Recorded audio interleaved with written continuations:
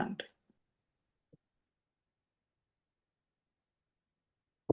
வாழ்க வையகம், வாழ்க வையகம், வாழ்க வளமுடன். குரு வாழ்க, குருவே துணை.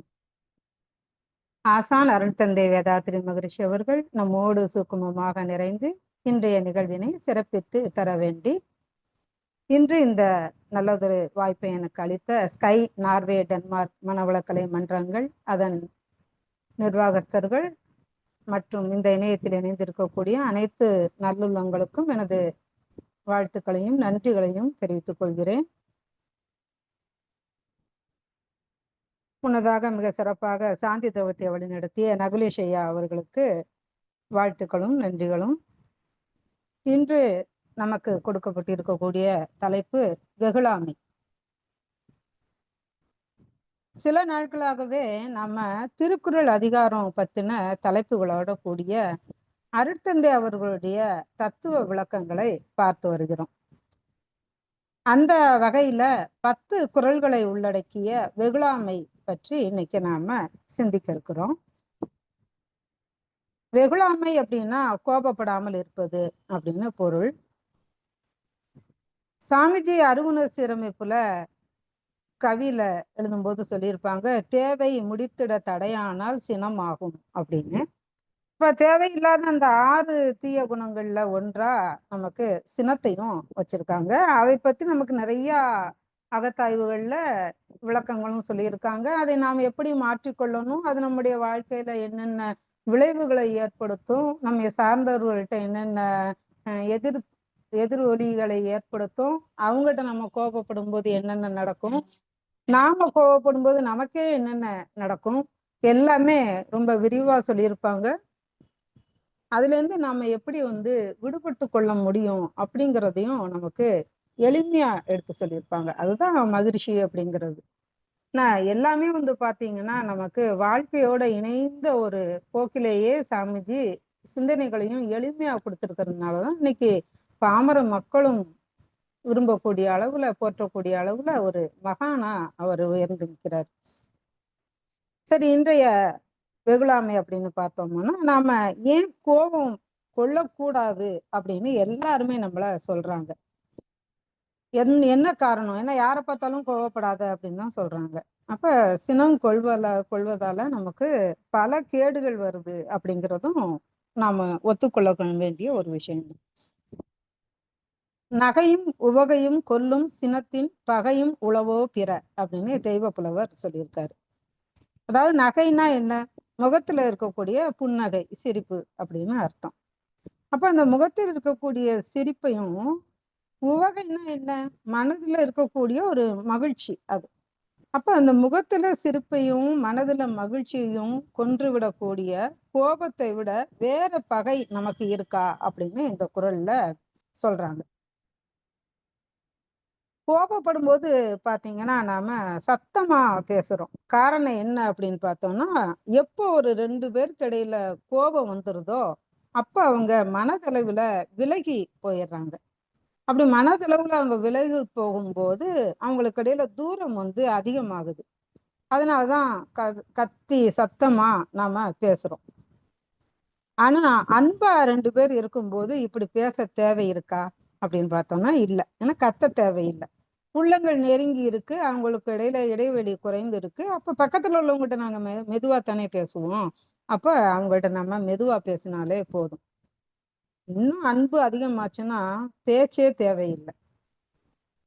இப்போ அந்த அளவுல பாத்தீங்கன்னா கோபம் அப்படிங்கிறது 2 பேருக்கு இடையில, ஒருவருக்கும் சமுதாயத்திற்கும் இடையில, ஒருவருக்கும் குடும்பத்திற்கும் இடையில இருக்கக்கூடிய தூரத்தை அதிகப்படுத்துது, விலக்கி வைக்கப்படுகிறார்கள் அப்படின்னு கூட நாம இதை பொருள் கொள்ளலாம். ஒரு சாதாரண மனிதர்களே கோவப்படும் போது ஒரு நாட்டினுடைய மன்னன் ரொம்ப கோபக்காரனா இருக்கான் ஒரு கதையில. அவருக்கு தெரிஞ்சிருக்கு நம்மளால இதை மாற்றிக்கொள்ள முடியல, எவ்வளவு கோவப்படுறோம். அப்ப நம்ம கோபம் ஒரு அரசர் அப்படிங்கும் போது அவங்களுக்கு கீழே இருக்கக்கூடிய அத்தனை பேரையும் பாதிக்குது. அப்போ இதை நம்ம தவிர்க்கணும் அப்படின்னு அவர் நினைக்கிறாரு. ஒரு நாள் ஒரு துறவிய பாக்குறாரு. அந்த துறவிட்ட போய் தன்னுடைய குறைய அவர் சொல்றாரு. சாமி நான் வந்து மன்னனா இருந்தும் ரொம்ப கோவப்படுறேன். அதனால குடிமக்கள், மந்திரி, மற்ற எனக்கு கீழே இருக்கக்கூடிய அத்தனை பேருமே பாதிப்பு அடைகிறாங்க. என்னுடைய கோபம் வந்து பக்கத்து நாடுகளோட இருக்கக்கூடிய என்னுடைய உறவை இது பண்றதுனால அங்கேயும் போர் இந்த மாதிரியான பல பிரச்சனைகள் மூலமா வந்து பாதிக்கப்படுறேன். இப்ப இதை வந்து நான் குறைக்கணும் அப்படின்னு சொல்லி போய் கேட்கிறாரு. அப்ப அந்த துறை வந்து இது ரொம்ப எளிமையான ஒரு விஷயம்தான், இது ஈஸியா சரி பண்ணிக்கலாம் அப்படின்னு சொல்லி ஒரு அழகான ஒரு குவளைய அந்த துறவி வந்து அந்த மன்னர்கிட்ட கொடுக்குறாரு. கொடுத்துட்டு சொல்றாரு, இது ரொம்ப மதிப்பு வாய்ந்த ஒரு மந்திர குவளை. இது வந்து கோபத்தை குறைக்கிறதுக்காகவே உள்ள ஒரு குவளை இது. இப்ப எப்பெல்லாம் உனக்கு கோபம் வருதோ அப்பெல்லாம் இந்த மந்திர குவளைய நீ எடுத்துக்கணும். எடுத்துக்கிட்டு இதுல இருந்து ஒரு 3 குவளை தண்ணி வந்து குடிக்கணும் அப்படின்னு சொல்லி சொல்றாரு. அப்ப அப்படி குடிச்சா சரியாயிடுமா அப்படின்னு கேக்குறாரு. சரியாயிடும், ஏன்னா அது அவ்வளவு மந்திர சக்தி வாய்ந்ததுன்னு சொல்லி கொடுத்துட்டு போயிடுறாரு. இப்ப இவரும் அதை ஃபாலோ பண்றாரு, அந்த மன்னரும். இப்ப பார்த்தா கோபம்லாம் குறைஞ்சிருச்சு, அதனுடைய விளைவுகள்லாம் குறைஞ்சிருச்சு. முன்னாடியை விட நல்லா வந்து ஸ்மூத்தா போகுது. மக்கள்லாம் நல்லா சந்தோஷமா இருக்காங்க. ஏன்னா அவருக்கு கீழே வேலை செய்யறவங்களே ரொம்ப மகிழ்ச்சியா இருக்காங்க. எப்ப பார்த்தாலும் கத்திட்டு இருக்க ஒருத்தங்கிட்ட எப்படித்தான் ஒருத்தங்க வேலை பார்க்க முடியும்? அப்போ இப்படியே கொஞ்ச நாள் ஆனதுக்கு அப்புறம் ஒரு தடவை அந்த துறவி மீண்டும் அங்க வர்றாரு. அப்ப அந்த மன்னரை பார்த்து பேசும்போது மன்னன் சொல்றாரு, சாமி நீங்க சொன்னது ரொம்ப உண்மைதான், எனக்கு இப்பெல்லாம் கோபமே வர்றதில்ல.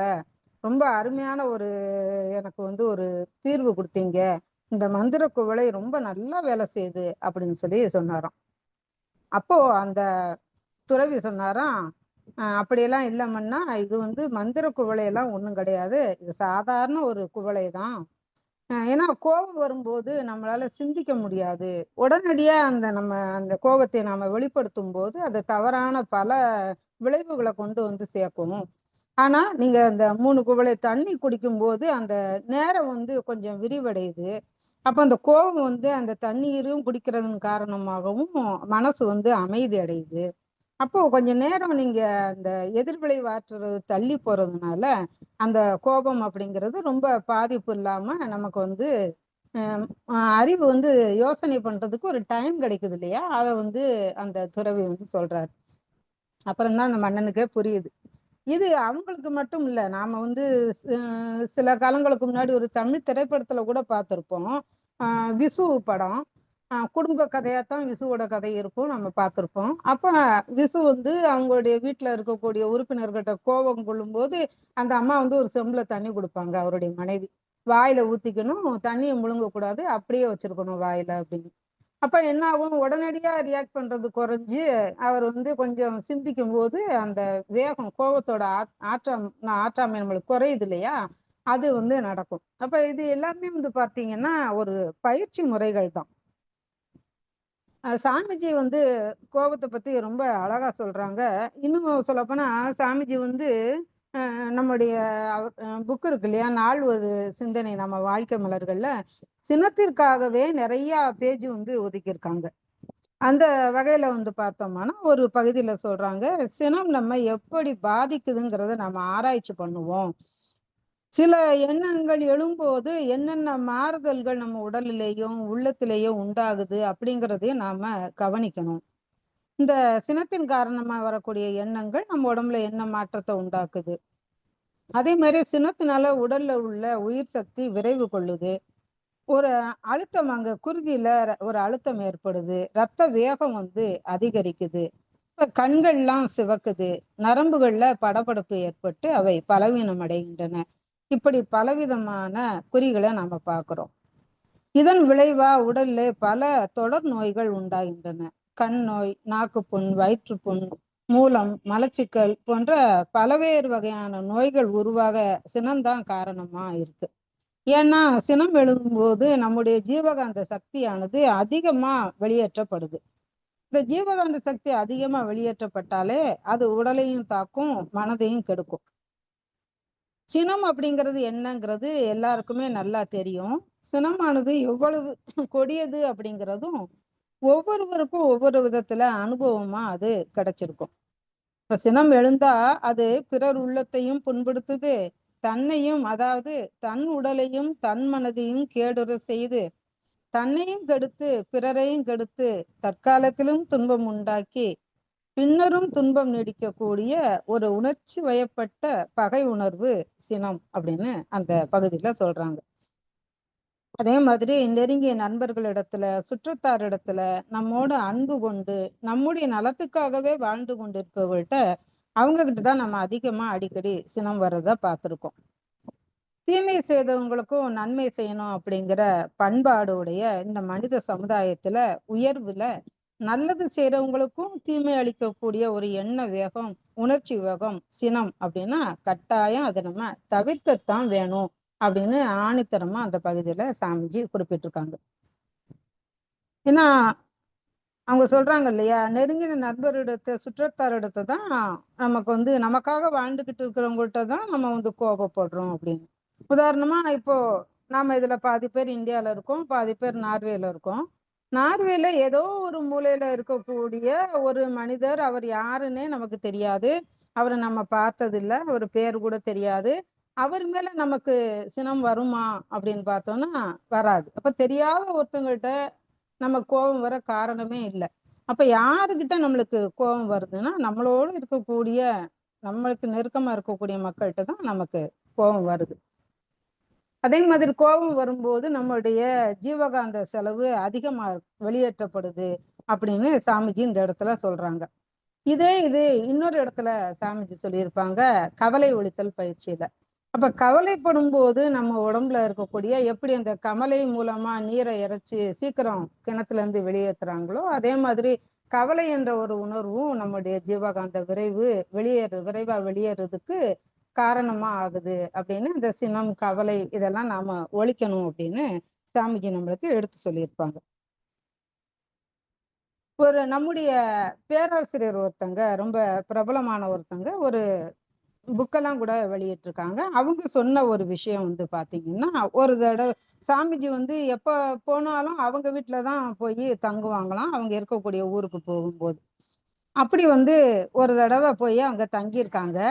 சாமிஜி எப்போ போய் தங்குனாலும் அவங்கள பார்க்க நிறைய பேர் போய்கிட்டே இருப்பாங்களாம் வீட்டுக்கு.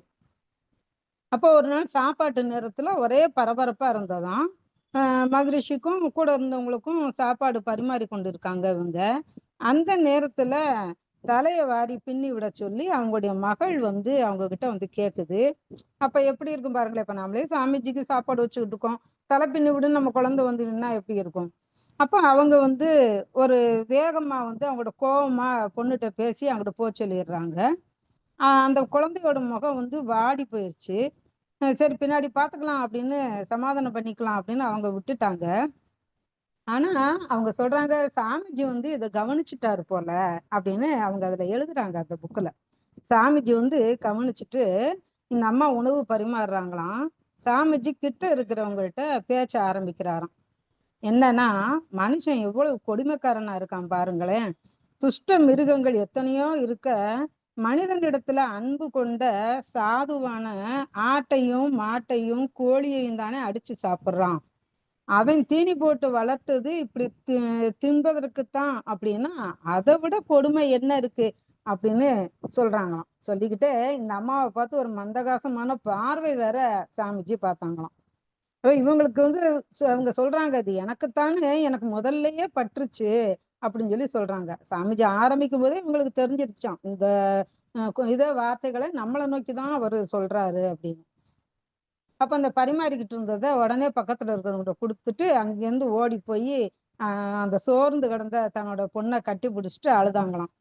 முன்னாடி ஏன் கோவப்பட்டேன்னு அந்த குழந்தைக்கு தெரியாது, இப்ப ஏன் அழுகுறேன்னு அந்த குழந்தைக்கு தெரியாது அப்படின்னு சொல்லி அவங்க அதுல எழுதியிருக்காங்க.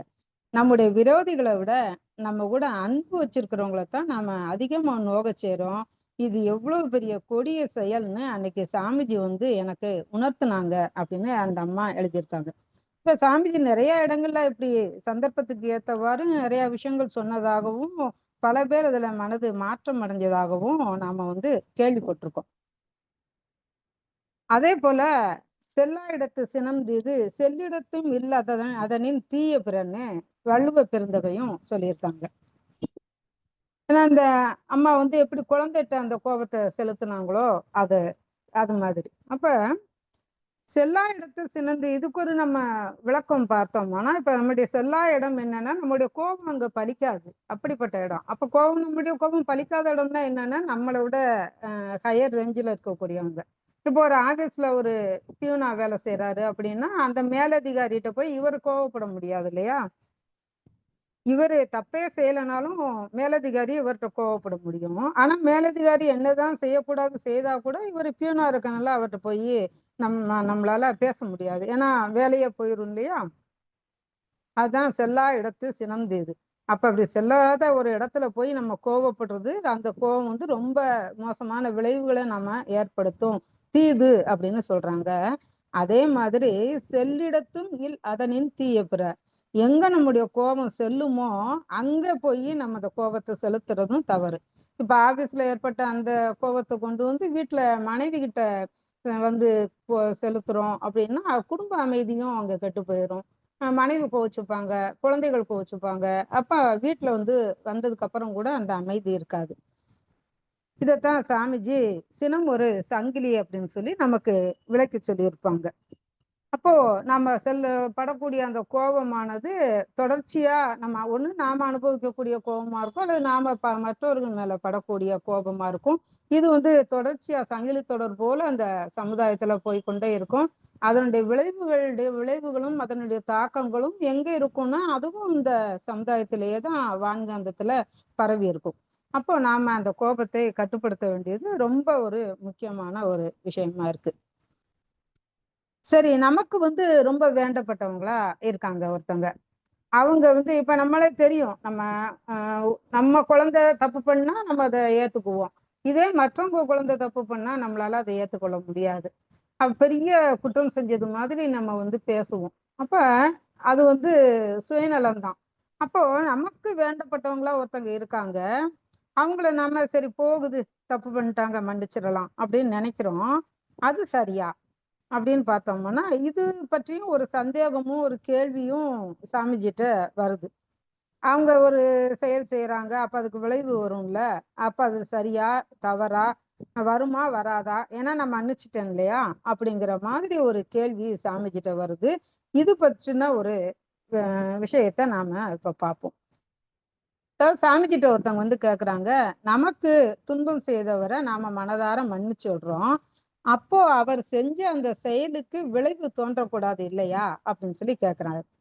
அப்படி கேட்கும்போது சாமிஜிக்கு அதுக்கு ஒரு அருமையான ஒரு விளக்கம் சொல்றாங்க. மற்றவருடைய செயலால துன்பம் அடைஞ்சவர் பெருந்தன்மையோட மன்னிச்சு விட்டுட்டாலும் கூட துன்பம் செய்தவரோட உள்ளுணர்வாக இருக்கும் பேரறிவானது அதை விட்டு விடாது. அவர் செஞ்ச செயலை பதிவு செய்து இருப்பு வச்சு விளைவை அது காலத்தால அழிச்சிரும்.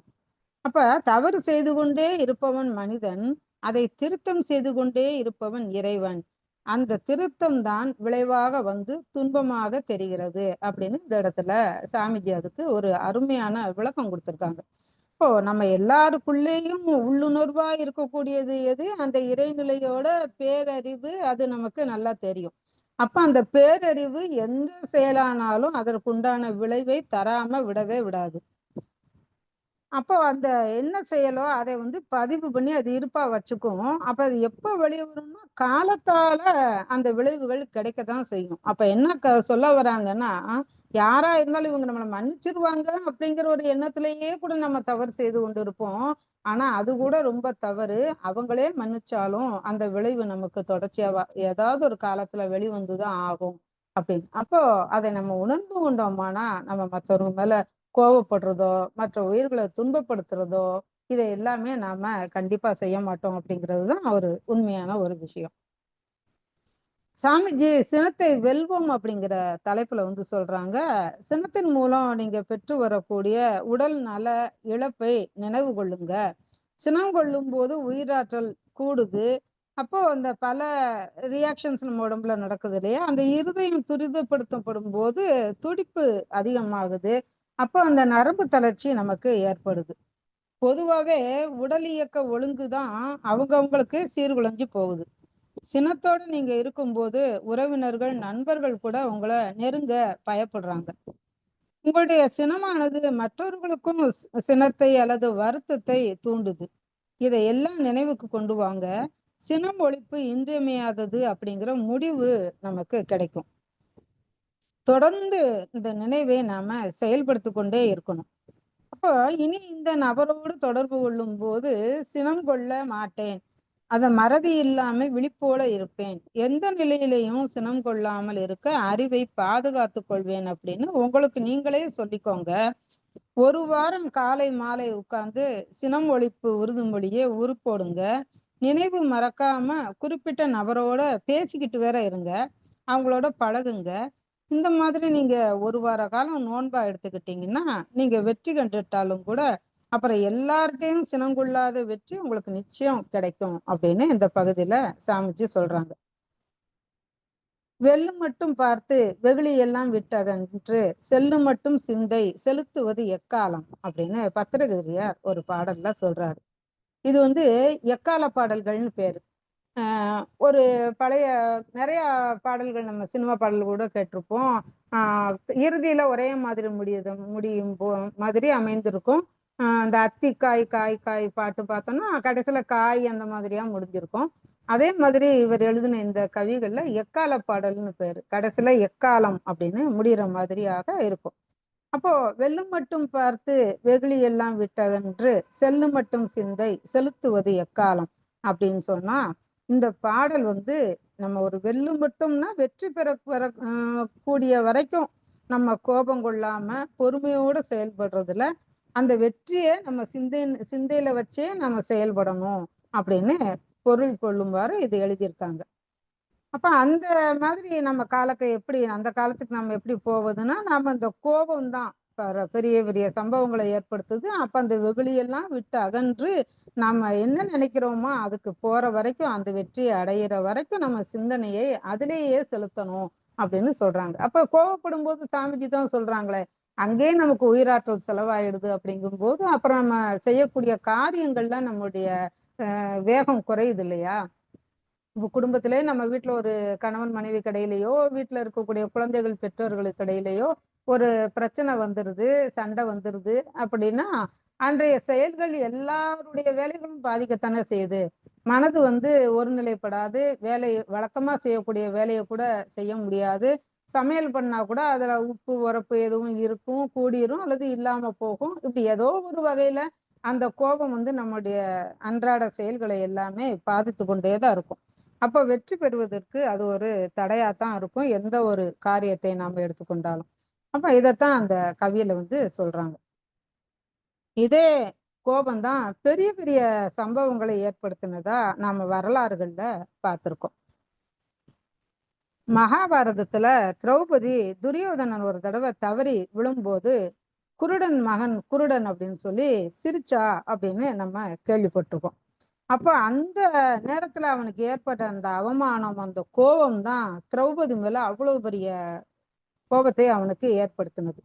அதன் காரணமா தான் அடுத்தடுத்த செயல்களும் விளைவுகளும் அதன் காரணமா ஏற்பட்ட கோபமும் சாபமும் கடைசியில மகாபாரத போர் வரைக்கும் கொண்டு போச்சு. பல புராண கதைகள்ல மகிழ்ச்சிகளுக்கு வந்த கோபம், அதனால வரக்கூடிய சாபம், அப்புறம் கோபம் தணிஞ்சு சாப விமோச்சனம், இது மகிழ்ச்சிகளுக்கு மட்டுமானா இறைவன் கதைகளையும் நம்ம நிறைய கேள்விப்பட்டிருக்கோம்.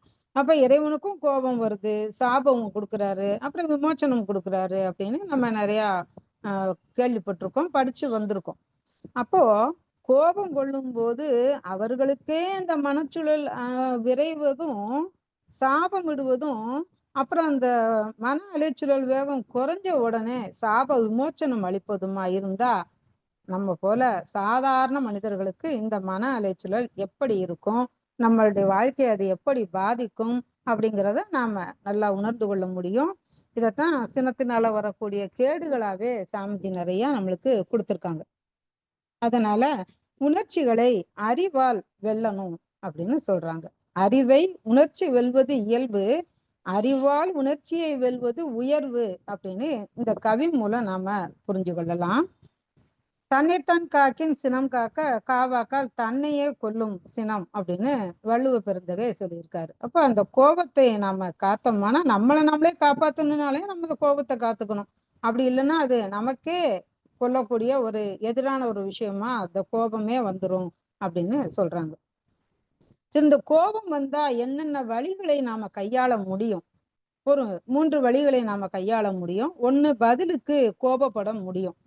அப்படி பதிலுக்கு நம்ம கோபப்பட்டோம்னா நம்முடைய உடல், மனம் இது எல்லாமே நலம் கெடுது, நட்பு கெடுது, குடும்ப உறவு கெடுது, இந்த மாதிரி பல விஷயங்கள், சமுதாய நலம் கெடுது.